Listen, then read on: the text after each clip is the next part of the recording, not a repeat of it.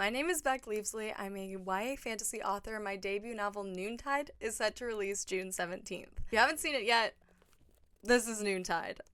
Is a clean YA summer fantasy adventure mystery novel. It features elemental abilities, magical loopholes, and the promise that all is not as it seems. And I've posted the first chapter to download in the description box below, so if you guys want to read the first chapter for free for yourself, you can. But I've had a couple requests to read you guys the chapter, and I thought, why don't I read the first two chapters, give you guys a little extra chapter to listen to. And I want to be very, very clear that I am by no means a professional audiobook or voice narrator or anything. You guys just thought it would be interesting and I thought it would be fun, so that's what we're going to do today. So if you're watching this before June 17th, go ahead and download the free first chapter and we can read it together. And if you're watching this after June 17th, grab your copy of Noontide, grab a cold drink, sit in the sun, and let's read together.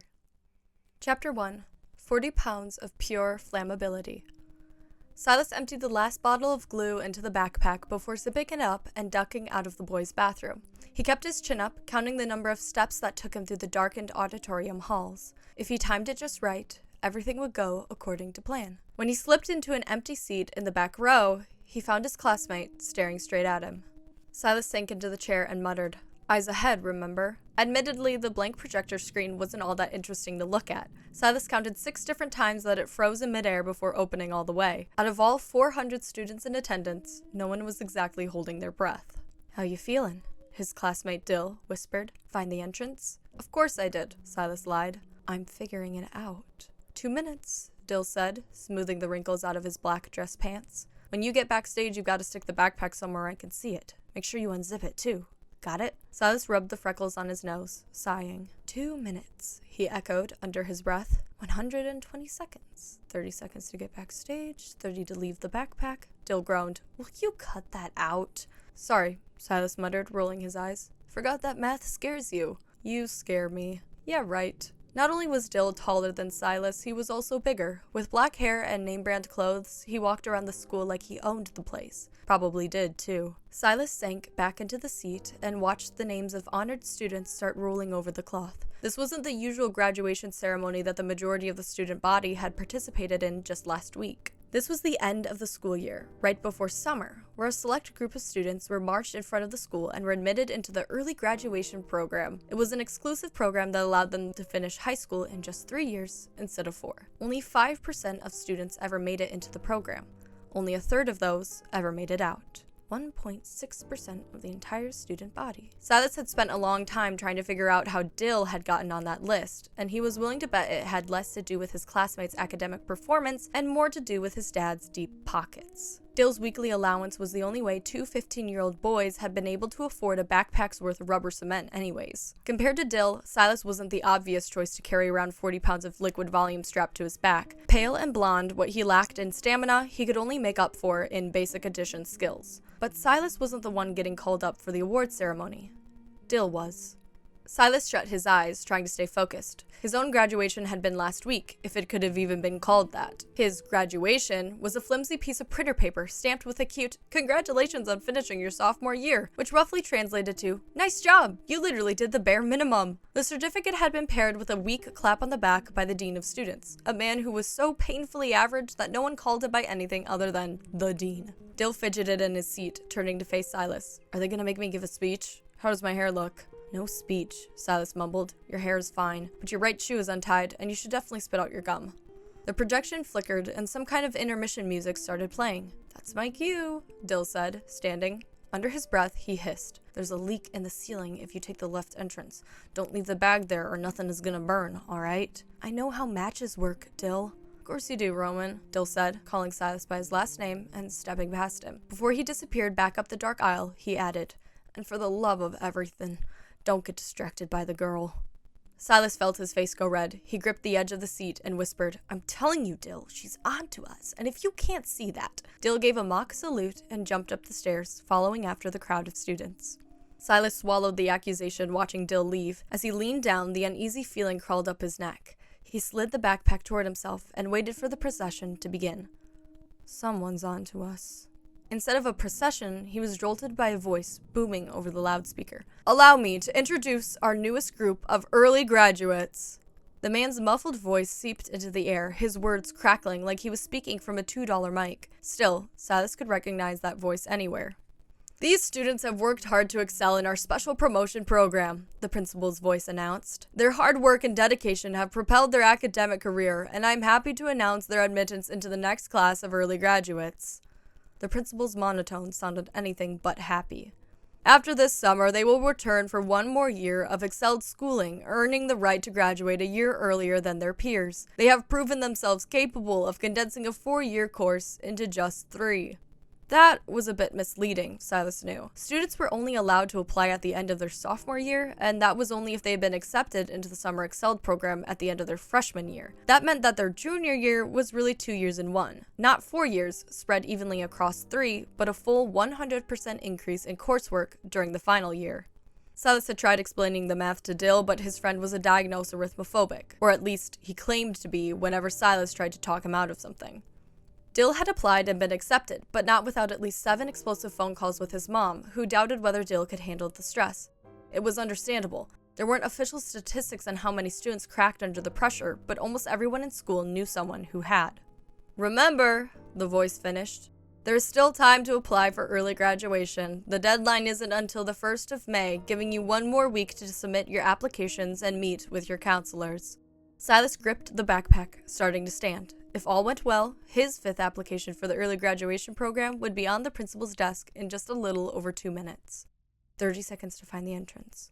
30 seconds to leave the backpack. "Keep your head up this next week and let these students' example encourage you in your pursuit." The backpack was on his shoulders now. "Let us give a warm welcome to our graduating students." Silas started taking the steps 2 at a time, using the sudden standing ovation and uproar of applause to his advantage. He was pretty sure he could still hear the breathing of the principal echoing over the halls, even after he'd shut the door to the auditorium behind him. Everyone except Silas had lost track of how many programs he had enrolled in these past 6 years. He was in the Special Promotion Program, the Junior Achievement Enterprise Club, the STEM Learning Society, and 13 others. Since he didn't have anywhere to go for the summer, he was even in the Summer Excelled program. 16 applications for a total of 16 programs. But for early graduation, Silas was on his 5th try. The early graduation program wasn't a stupid side quest like his Junior Achievement Enterprise Club or the debate team. This was his ticket to Ivy League acceptances, a corporate internship, or even fewer tuition costs because of his nearly guaranteed scholarships. Whatever career Silas wanted, he'd be a year ahead. Doctor, lawyer, biostatistician, it didn't matter the field. He'd have his master's degree at the ripe age of 22, and it was only up from there. Plus, he wouldn't be left behind for a year when Dill graduated. Silas hiked the backpack higher, walking through the employees only sign. Backstage was even darker than the auditorium, with black monitor stands taller than Silas and a wall of blue curtains to block off the stage. He noted the faint red exit signs. The principal's office was just a short walk out of one of those doors. Silas was tempted to like the backpack and break into the principal's office himself. But he couldn't do that. Dill and Silas had decided that they needed separation of responsibility so that neither of them could be solely implicated for the fire. If Silas did the whole stunt on his own, he'd take all the blame, too. And with an early graduation application on the line, he couldn't afford that. Silas slid the backpack to the floor, carefully unzipping the main pouch. 30 seconds to roll the sides down. He shook the bag a little, eyes slowly adjusting to the darkness. The flammable liquid threatened to spill out over the edges, and Silas hesitated, hoping they hadn't overdone it this time around. This wasn't the first time Dill had tried breaking into the principal's office. The 2 of them had found out the hard way that just pulling the fire alarm didn't actually force a full building evacuation. They needed an actual fire to do that.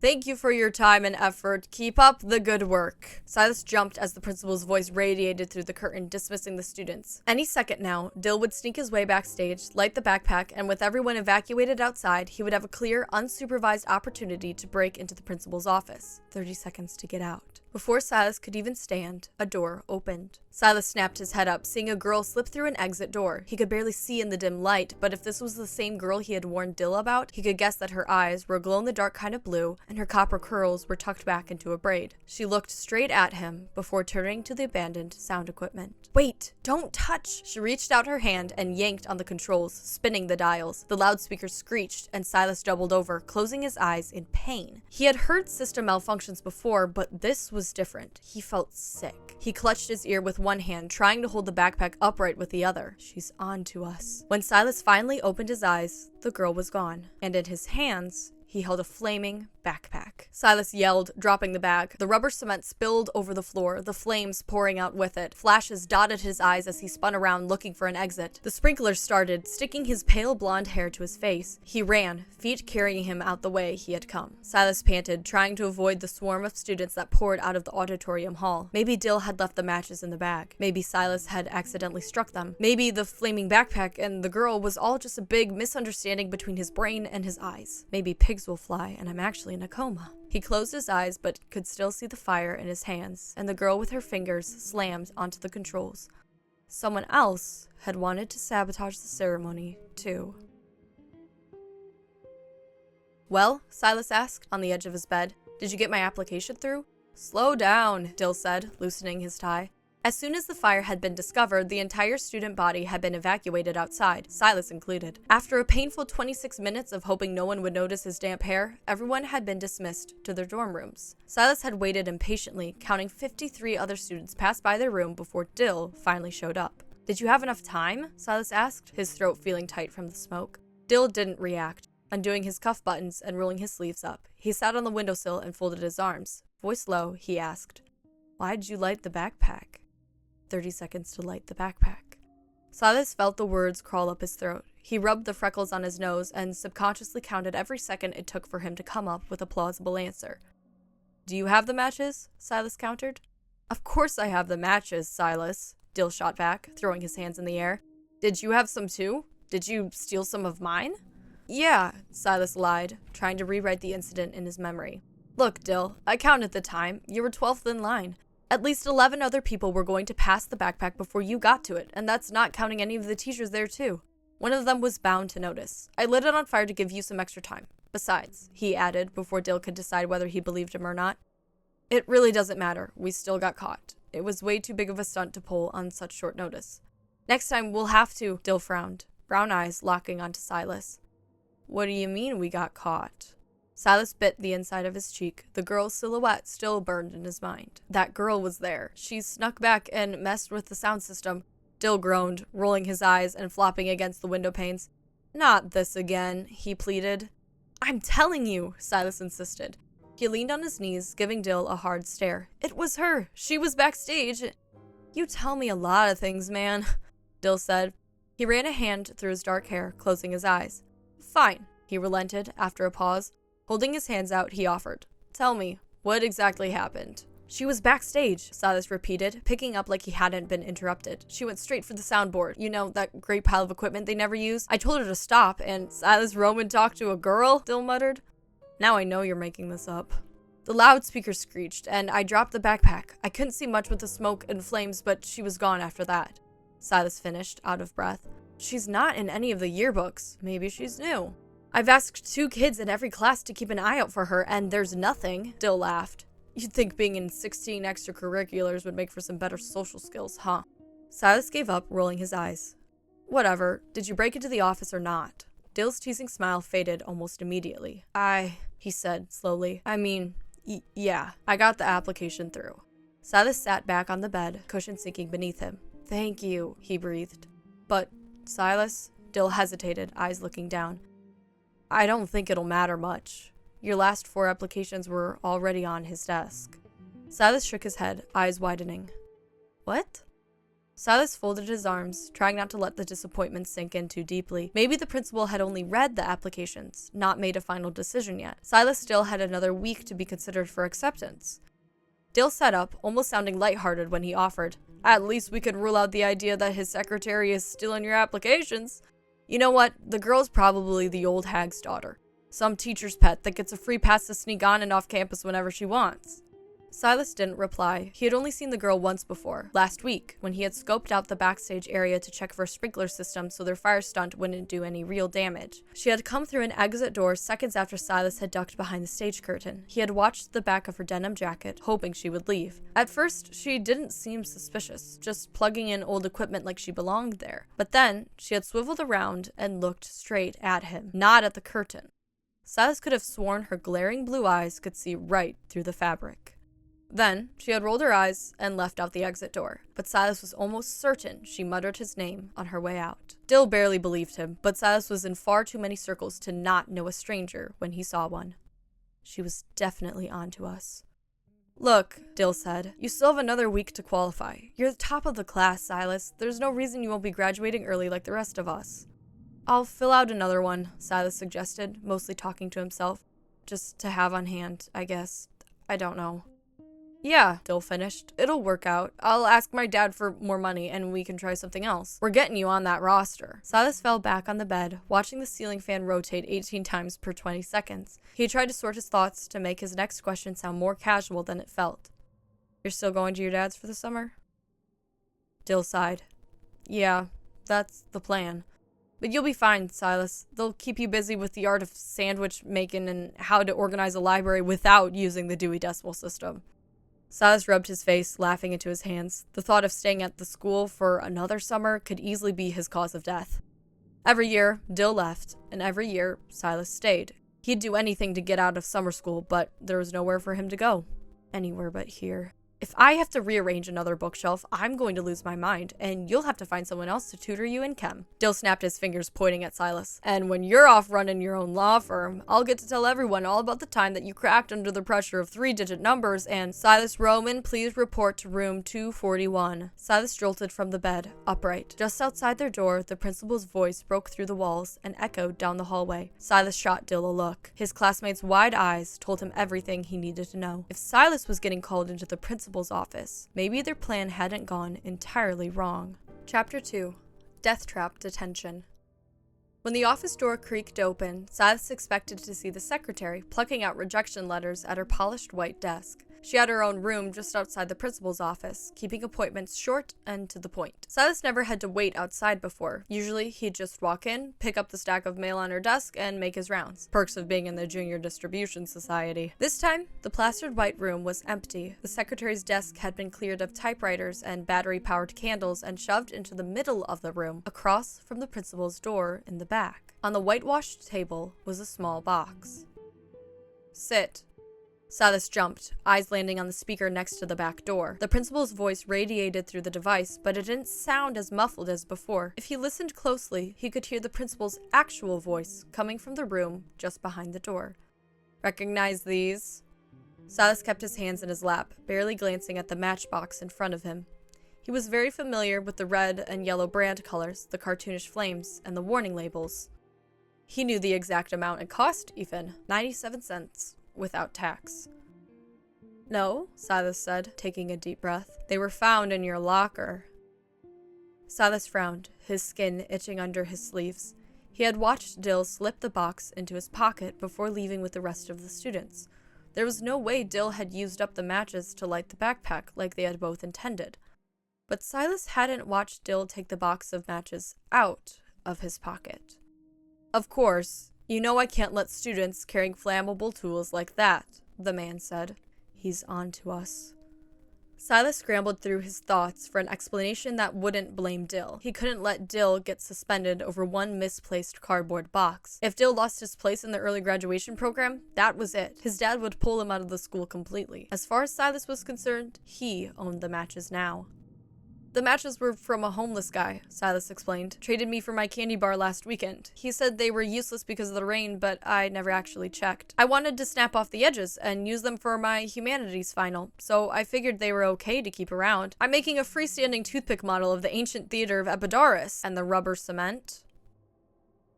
Silas swallowed, his throat closing. The principal knew about the backpack, and he knew Silas had been a part of it. Art room. 20 liters. 18. Silas cringed at his own correction. Now was not the time for counting. He's already on to me. What you did was clever, Silas. You make for a nice liar, the principal concluded. But you should leave the sneaking to your friend. Silas fidgeted in his seat, briefly wondering if the principal could even see him. Dill doesn't have anything to do with this, he said. He was in the ceremony when I lit the backpack on fire. I'm not talking about Dill. There was a pause, and Silas almost thought the speaker had been muted. Slowly, the principal asked, "Who else knew about your prank?" No one, Silas said, hesitant to get the words out. If this wasn't about Dill, Silas couldn't figure out what the principal wanted from him. He didn't exactly have any other friends. It was all me. Someone had to plant the matches inside your locker. Silas blinked, his chest tightening. He knew the principal was right, even if there wasn't any way he could admit that. If you're the one who lit the backpack on fire, the principal started, then who hijacked the sound system? Silas cringed, the silhouette of the girl flashing through his mind. I don't know, he admitted, hoping the truth would be convincing enough after so many lies. But we weren't working together. I have no idea what she was doing back there. I swear I had nothing to do with the sound system. The principal interrupted him again. That had to be the third time, if Silas counted right. Once was an incident, twice was an occurrence, 3 was a pattern. Taking the blame has always been one of your strong suits, don't you think? Silas tensed, his fingers curling over his knees. The principal's question had as little reassurance as a weather forecast. Silas scrambled for an answer, one that would help him figure out what point this man was getting at before it was too late to redirect. I take responsibility, not blame, Silas countered. She's not my responsibility. The speaker shut off completely, and, all of a sudden, all Silas could hear was the principal's voice from the other side of the door. The problem is, the principal said, anything can become your responsibility. All it takes is being in the wrong place at the wrong time. Wouldn't you say? For some reason, Silas couldn't find an answer. He didn't like rhetorical questions. He also didn't enjoy being interrogated by a man he couldn't see. Blame is a funny thing, the speaker sputtered, coming back to life. So easy to take, so difficult to lose.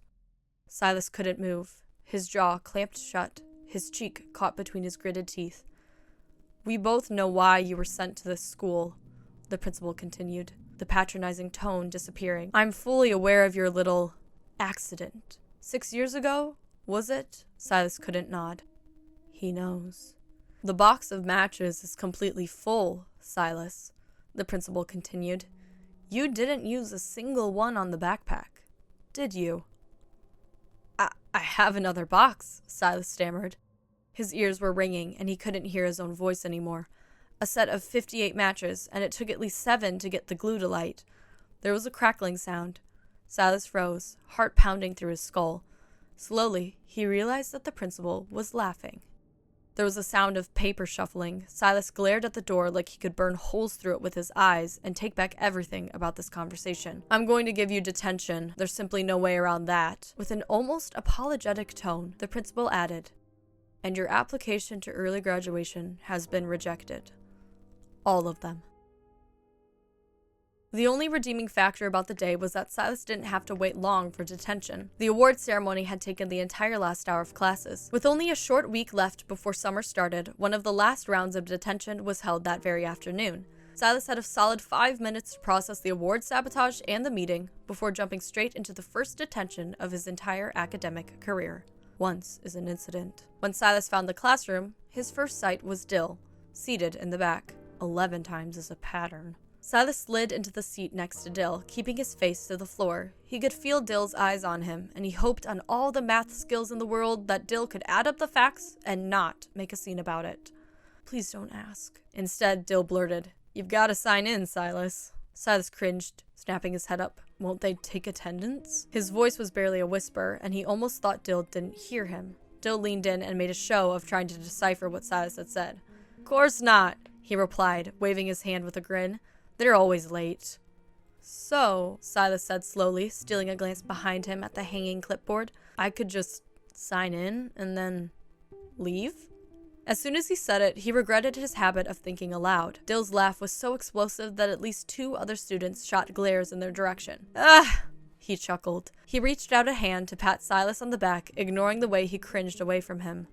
You have so much to learn. I was once like you. Young. We're both 15. Silas muttered. Naive. Excuse me? Full of wonder. Silas shook off the hand and shot back. The only thing I'm wondering right now is how you got to these conclusions.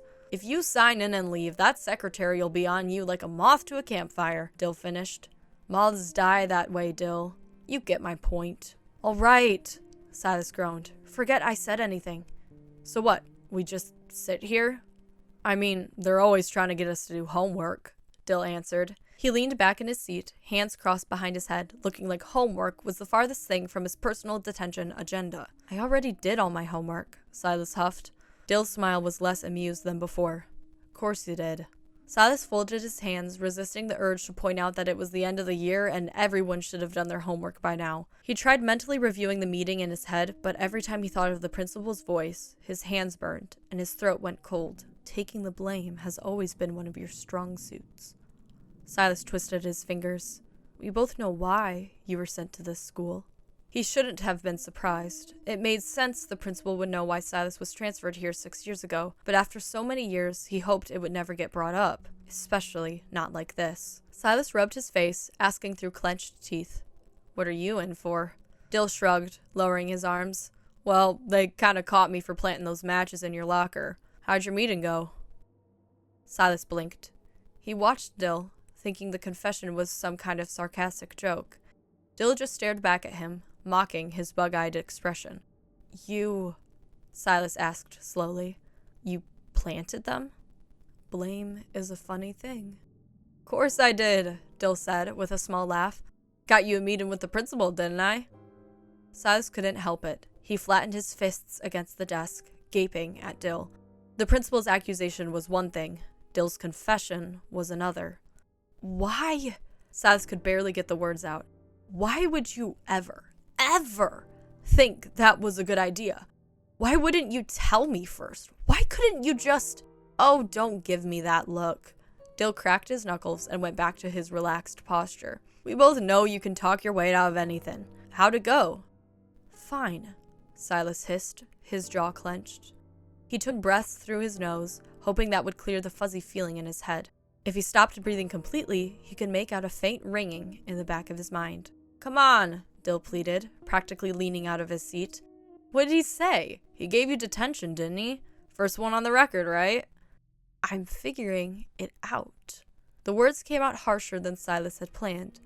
Dill frowned, giving him a careful glance. He shrugged, like the words hadn't bothered him. But when he spoke, Silas could hear the faint dejection. Course you are, Dill mumbled, a twinge of bitterness in his encouragement. He looked to the floor, feet tapping against the tile. You always do. Silas nodded, wondering if Dill would still be saying that if he knew Silas wasn't getting into the early graduation program. He watched the other students around him. Half of them were flicking wads of paper, and the other half were, well, getting wads of paper flicked at them. If he didn't know any better, he'd say Dill was just in it for the target practice. Silas had never felt more out of place in his life. 1 hour, 60 minutes, 3 o'clock to 4 o'clock.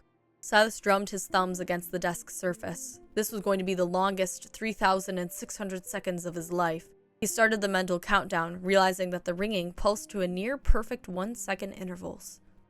6 years ago, was it? Silas shook his head. The ringing grew louder, and he forced his eyes open, looking for a malfunctioning speaker or maybe a tone-deaf bird. The longer he waited, the more convinced he was that the sound wasn't coming from his own head. Dill, he hissed, kicking the legs of the desk. Do you hear that? Dill rubbed his face, messing up the gelled helmet of hair he had sculpted for the award ceremony. You're always hearing stuff. Silas frowned, ignoring the accusation. He sat up, craning his neck to see beyond the shut door and into the hallway behind him. The ringing only grew, and Silas realized it was alarm bells. Just as he opened his mouth to tell Dill, a flash of coppery hair flew past the classroom door. Blame is a funny thing. Silas jumped from his seat, the ringing crawling up his ears and pushing him out the door. He couldn't hear anything Dill said after that. He wasn't even sure if he could hear his own footsteps pounding down the hallway. I'm figuring it out. Silas turned a corner, out of breath. It was after school hours, and the halls were nearly empty, save the copper-haired girl standing in the middle of the white hall. You, Silas spat. He stepped forward, noticing how her neon blue eyes watched him. You sabotaged the awards ceremony. The principal might still think that he and the girl were working together. All Silas could do was try and shake that responsibility. Listen, she said. Her voice was soft, like she hardly ever used it for anything above a whisper. Just listen to me. I can explain. She's not my responsibility. You'll explain it to the principal, Silas started. We'll go there, and you can tell him all about how we weren't working together. How you sabotaged the award ceremony by yourself. How... Instantly, the alarm bells stopped. The girl froze, looking to the ceiling. In its place, a voice came through the speakers. Harbor Canavale, please report to office 241. The girl's eyes widened, and she started to inch backwards. Wait, Silas stammered. As soon as the word left his mouth, he realized he was too late. The girl gave a half-apologetic look, then ran. So there you have it, chapter 1 and 2 of Noontide. The time I'm posting this video, it should be out on Goodreads, so if that sounds good to you, why don't you save it to your want-to-read list, and we can start growing our little community on here. I'm so excited. Chapter 2 was one of my favorite chapters to write just because of all the scenes between Dill and Silas, and then the introduction of Harbor. You guys, I better be seeing some edits. If I don't see edits with Harbor and Silas and Dill in them, I'm gonna start making my own, and that's a promise. But yeah, happy Noontide, I guess. I still don't know what to say at the end of these videos, but happy Noontide seems to work.